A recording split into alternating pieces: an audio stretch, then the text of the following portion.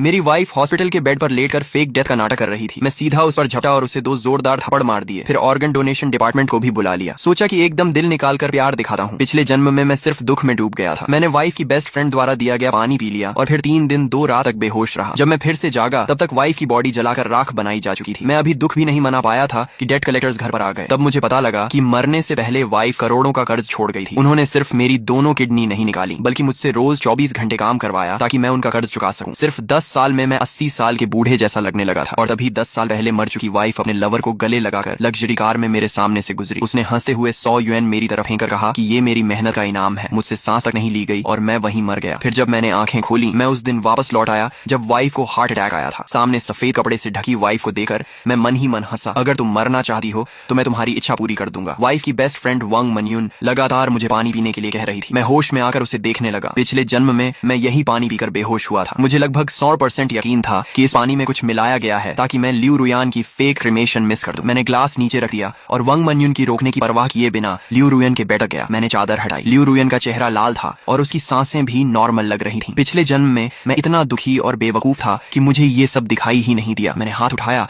और एक जोरदार थप्पड़ उसके चेहरे पर मार दिया। लियू रुयान जरा भी नहीं हिली। लगता था कि वो पकड़े जाने के डर से पूरी एक्टिंग कर रही थी। वंग मनयून चिल्लाई। उसे लगा कि मैंने लियू रुयान की फेक डेथ पकड़ ली। जीजा जी, आप गुस्से में ऐसा नहीं कर सकते। मैं लियू रुयान को बेरहमी से पीटता रहा। वंग मनयून की हालत देखकर लग रहा था कि वो अभी फट पड़ेगी। मैं रोते हुए बोला, मैंने तुमसे कहा था ना रात भर मत जागा करो, हेल्थ का ध्यान रखो। तुमने मेरी बात क्यों नहीं मानी? अब मुझे अकेला छोड़कर चली गई। मैं क्या करूंगा? वंग मनयून हकी बकी रह गई। मैं उससे बहस करने के मूड में नहीं था, इसलिए सीधा फोन निकालकर कॉल लगाया। हेलो, यहाँ ऑर्गन डोनेशन करना है। अभी अभी डेथ हुई है, जल्दी आइए। वंग मनयून रोकना चाहती थी लेकिन अपनी पहचान की वजह से कुछ नहीं बोली और जल्दी से किसी को मैसेज भेज दिया। कुछ ही मिनट में ऑर्गन डोनेशन वाले लोग पहुंच गए। मैंने दुखी चेहरा बनाकर कहा, मेरी वाइफ बहुत दयालु इंसान थी, उसकी अचानक मौत हो गई। मैं चाहता हूँ कि उसका जीवन किसी और के काम आए। स्टाफ भावुक होकर बोला, सर आप बहुत महान हैं, बताइए कौन सा ऑर्गन डोनेट करना है। मैंने गहरी सांस लेकर कहा, मेरी वाइफ हार्ट अटैक से मरी है। मुझे नहीं पता कौन सा ऑर्गन अभी काम का है। आप बॉडी खोल कर देख लो, जो काम का लगे निकाल लो। अगर कुछ भी इस्तेमाल लायक ना हो तो बॉडी मेडिकल स्कूल को दे देना। वंग मनयून तुरंत चिल्लाई, नहीं जीजा जी, रुयान दीदी कभी ऑर्गन डोनेशन नहीं चाहती थी। उन्होंने खुद मुझे बताया था, हमें उनकी आखिरी इच्छा का सम्मान करना चाहिए। मैंने शांत होकर कहा, मनयून, मैं रुयान का हस्बैंड हूँ, ये फैसला लेने का हक मुझे है। तुम सिर्फ उसकी फ्रेंड हो और तुम खुद डॉक्टर हो। क्या लोगों की जान बचाना नहीं चाहती? ऑर्गन डोनेशन वाले लोग भी बोले, हाँ डॉक्टर वांग, कृपया रास्ता दीजिए। वंग मनयून बेचैन होकर इधर उधर भागने लगी। तभी लियू रुयान की माँ डू शॉमिन भागती हुई पहुंची। उसके बालों में सलोन के कर्लर अभी भी लगे हुए थे। उसने लियू रुयान को सही सलामत देखा तो राहत की सांस ली, लेकिन अगले ही पल मुझे जोरदार थप्पड़ मार दिया। निकम्मे आदमी, मेरी बेटी तुमसे शादी करके बर्बाद हो गई, वो मर गई और तुम उसकी बॉडी काटना चाहते हो। आखिर में ऑर्गन डोनेशन वाले लोग मजबूर होकर चले गए। वंग मनयून ने राहत की सांस ली और फिर लियू रुयान को सफेद कपड़े से ढक दिया। डू शॉमिन सोफे पर बैठकर मुझे लगातार गालियां देती रही। मैंने सिर झुकाकर कहा, माँ मुझसे गलती हो गई, लेकिन वो चिल्लाई, अभी के अभी यहाँ से निकल जाओ, मैं खुद अपनी बेटी को क्रिमेशन के लिए ले जाऊंगी। मैं तुरंत चुप हो गया और वंग मनयून द्वारा दिया गया वही पानी डू शॉमिन को दे दिया। वो लगातार चिल्लाने और टेंशन की वजह से बहुत प्यास लगी हुई थी, इसलिए उसने पूरा पानी एक सांस में पी लिया। वंग मनयून रोक भी नहीं पाई। सिर्फ 2 मिनट बाद ही डू शॉमिन गहरी नींद में गिर गई। वंग मनयून घबराकर बोली, जीजा जी, आप फिर से ऑर्गन डोनेशन तो नहीं करवाना चाहते ना? मैंने सिर हिलाया और डू शॉमिन को सोफे पर सीधा लिटाकर कहा, नहीं, माँ ने मना कर दिया है तो मैं कुछ नहीं करूंगा। वंग मनयून ने राहत की सांस ली और बोली, फिर आप आंटी को इमरजेंसी में ले जाइए, मैं रुयान दीदी की क्रीमेशन संभाल लेती हूँ। मैं हल्का सा हंसा और बोला, तुम डॉक्टर हो, तुम्हें पेशेंट को देखना चाहिए और मैं हस्बैंड हूँ, क्रीमेशन मैं कराऊंगा। इतना कहकर मैंने सीधे क्रीमेटोरियम में फोन कर दिया। वांग मनयून की हालत गर्म तवे पर चींटी जैसी हो गई। वो लगातार डू शॉमिन को जगाने की कोशिश करती रही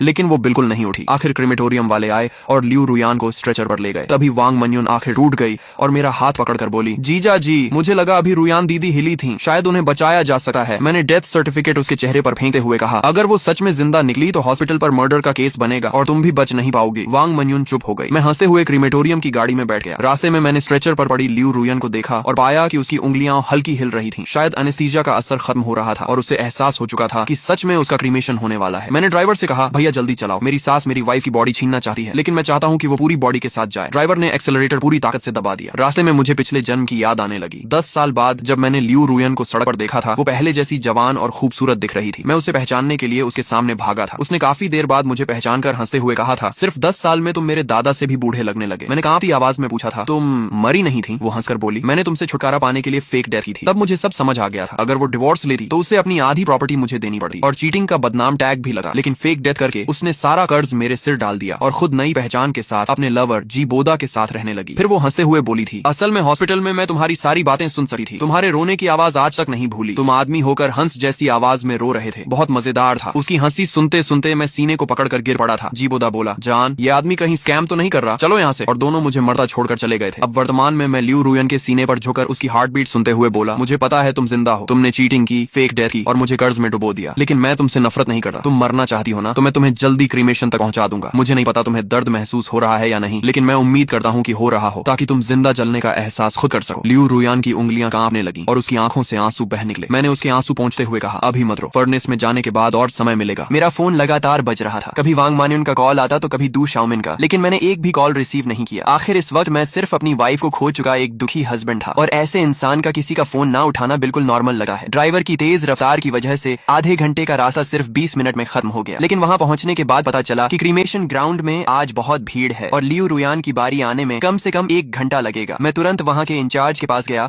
और रोने का नाटक करते हुए बोला, मेरी वाइफ की अचानक हार्ट अटैक से डेथ हो गई और ये खबर सुनकर मेरी सास भी हॉस्पिटल में एडमिट हो गई है। मुझे जल्दी वापस जाना है, प्लीज मेरी वाइफ का क्रीमेशन पहले करवा दीजिए। मैं अपनी सास को भी खोना नहीं चाहता। वह आदमी शायद पहली बार किसी को क्रीमेशन के लिए लाइन तोड़ते देख रहा था। उसने कहा, मैं आपकी सिचुएशन समझ सकता हूँ, लेकिन बाकी लोग भी काफी देर से वेट कर रहे हैं, इसलिए सीधे आपको आगे भेजना मुश्किल है। इतना कहकर उसने धीरे से अपना हाथ आगे बढ़ाया जैसे वह रिश्वत मांग रहा हो। मुझे समझ आ गया था कि ये लोग पैसे मांग रहे हैं। मैंने तुरंत फोन निकाला और उस आदमी को सीधे 2000 ट्रांसफर कर दिए। भाई प्लीज हेल्प कर दो, मैं एक ऑर्फन हूँ। मेरी वाइफ और मेरी मदर इन लॉ ने हमेशा मुझे अपनों से भी ज्यादा प्यार दिया है। मैं उन्हें दोबारा नहीं खो सका। मेरी बात सुनकर वो आदमी इमोशनल हो गया और उसने मदद कर दी। इस तरह लियू रुयान को लाइन तोड़कर सीधे अंदर भेज दिया गया और सिर्फ 10 मिनट के अंदर ही उसे क्रीमेशन फर्नेस की तरफ ले जाया गया। स्टाफ जैसे ही बटन दबाने वाला था, मैंने उसका हाथ रोक दिया। मैं नहीं चाहता था कि किसी और के हाथों उसका एंड हो, बदला मुझे खुद लेना था। मेरे जोर देने पर स्टाफ मान गया और बटन दबाने की परमिशन मुझे दे दी, लेकिन उसी वक्त गेट के बाहर से डू शाओमिंग और वांग मान्युन की घबराई हुई आवाज गूंज उठी, रुको, बॉडी को मत जलाना, प्लीज रुक जाओ, मेरी बेटी को बाहर निकालो। जीजा जी वेट करो, आंटी को रुयान दीदी से कुछ कहना है। लेकिन वांग मान्युन चिल्लाई, दूर हट, मैं अपनी बेटी को खुद जलाऊंगी। इतना सब होने के बाद भी दोनों फेक डेथ का ड्रामा कंटिन्यू करना चाहते थे। मैं जमीन पर घुटनों के बल गिर गया और दुखी होने का नाटक करते हुए बोला, माँ रुयान जा चुकी है, अब उसे शांति से जाने दीजिए। मैं उसका हस्बैंड हूँ, मैं कभी उसे छोड़कर नहीं जाऊंगा। हमारी बहस देकर आसपास लोग इकट्ठा होने लगे। क्रीमेटोरियम के वर्कर्स भी कंफ्यूज्ड होकर एक दूसरे का चेहरा देखने लगे। एक वर्कर इरिटेट होकर बोला, यहाँ कोई ड्रामा चल रहा है क्या? ये क्रीमेटोरियम है, मजाक की जगह नहीं। इतना कहकर उसने बटन दबाने की कोशिश की, लेकिन वांग मान्युन और डू शाओमिन पागलों की तरह उस पर झपट पड़े। दोनों इतनी जोर से बटन की तरफ कूदे कि वर्कर डर कर साइड हट गया और अगले ही सेकंड दोनों सीधे बटन पर गिर पड़े। बूम! फर्नेस के अंदर भड़कती हुई आग ने पल भर में लियू रुयान को अपनी लपटों में निगल लिया। 2 तेज चीखें गूंजी और सब लोग शॉक में वांग मान्युन और डू शाओमिन को देखने लगे, लेकिन मेरी नजर सिर्फ फर्नेस के अंदर थी। लगता था एनेस्थीसिया का असर अब पूरी तरह खत्म हो चुका था। मुझे हल्का सा दिख रहा था कि लियू रुयान मुंह खोलकर मदद के लिए हाथ बढ़ा रही है, लेकिन बाहर का हंगामा इतना ज्यादा था कि किसी ने उस तरफ ध्यान ही नहीं दिया। 1 मिनट बाद जब सबने दोबारा फर्नेस की तरफ देखा तो क्रीमेटोरियम के स्टाफ धीरे धीरे हैरानी से बात करने लगे। मैंने पहली बार देखा है कि किसी का हाथ इतना ऊपर तक उठ रहा हो, बिल्कुल जिंदा इंसान जैसा लग रहा है। अच्छा हुआ दिन का टाइम है, वरना आधी रात में तो मुझे लगा कोई डेड बॉडी वापस जिंदा हो गई। मैंने आंखों से नकली आंसू पोंछे और मुश्किल से अपनी मुस्कान छुपाई, फिर दुखी चेहरा बनाकर बोला, मेरी वाइफ अपनी माँ से सबसे ज्यादा प्यार करती थी। शायद आंटी की आवाज सुनकर वो आखिरी बार उन्हें देखना चाहती होगी। उसके बाद मैंने फर्नेस की तरफ देखकर आंसू पोंछने का नाटक किया और धीरे से बोला, रुयान तुम आराम से जाओ, मैं माँ का ख्याल रखूंगा और बहुत जल्द तुम दोनों को दोबारा मिला दूंगा। वांग मान्युन जमीन पर गिरी हुई डू शाओमिन की बिल्कुल परवाह नहीं करती और लड़खड़ाते हुए मेरे पास दौड़ी। जैसे ही उसने भट्टी के अंदर का नजारा देखा, वो वहीं आधी पागल सी हो गई। वो पागलों की तरह क्रीमेशन बटन दबाने लगी और चिल्लाई, रुको रुको! कर्मचारियों ने पहली बार किसी फैमिली मेंबर को इतना हिस्टेरिकल देखा था, इसलिए तुरंत उसे पीछे खींच लिया। मैडम, हम समझते हैं कि आप दुखी हैं, लेकिन डेड इंसान वापस नहीं आते। आप लोग ऐसा करेंगे तो मरने वाले की सोल भी चैन से नहीं जाएगी। वांग मान्युन का चेहरा इतना सफेद पड़ चुका था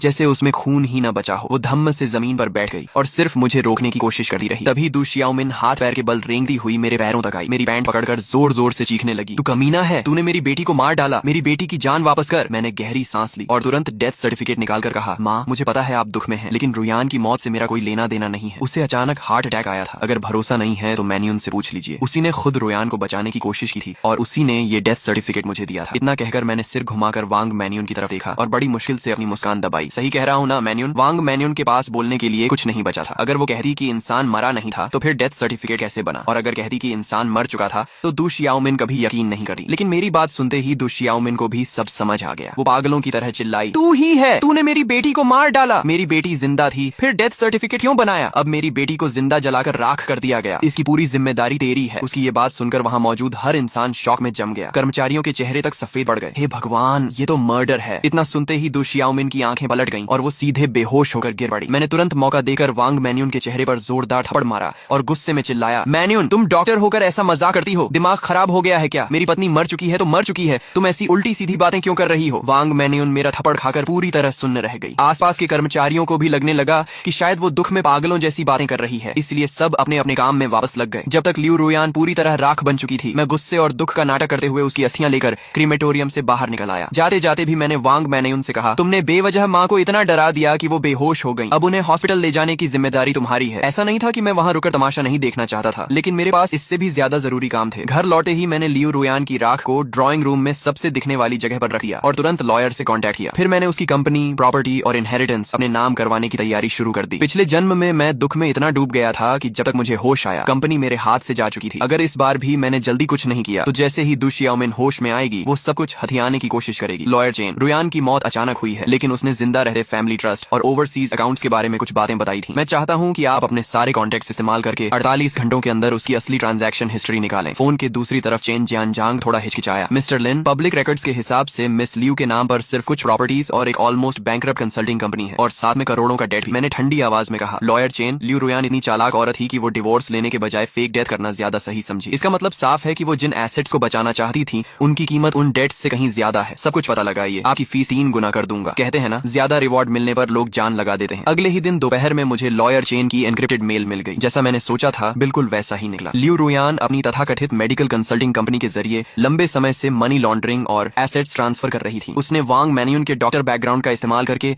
बड़ी मात्रा में इलीगल प्रिस्क्रिप्शन फॉर्मूलाज खरीदे थे और उन्हें कई ऑफशोर कंपनीज के नाम पर छिपा रखा था। लेकिन सबसे शॉकिंग बात यह थी कि मुझे एक सीक्रेट लॉकर का पता चला, जो उसी पुराने गराज के अंदर जब मैंने उस जंग लगी शटर को खोला तो सीधा सड़ी हुई बदबू मेरे चेहरे पर आ गई। ये वही कोना था जहाँ पिछले जन्म में मैं कभी नहीं गया था। मैंने एक हिडन कंपार्टमेंट खोला। अंदर कोई ज्वेलरी नहीं थी, सिर्फ कैश की गड्डियां और कई क्रिप्टो करेंसी स्टोरेज डिवाइसेस रखे थे। करोड़ों का डेट। लियू रुयान, तो तुम्हारा प्लान था कि मैं कर्ज में डूबकर नरक जैसी जिंदगी जीऊं और तुम करोड़ों के बिटकॉइन लेकर विदेश में जी बोयुआन के साथ मजे करो। मैंने गिना, सिर्फ वहां रखे कैश ही 20 लाख से ज्यादा थे। मैंने तुरंत बैंक में जमा नहीं कराया, बल्कि उन लोन कंपनीज से कांटेक्ट किया जिनसे लियू रुयान ने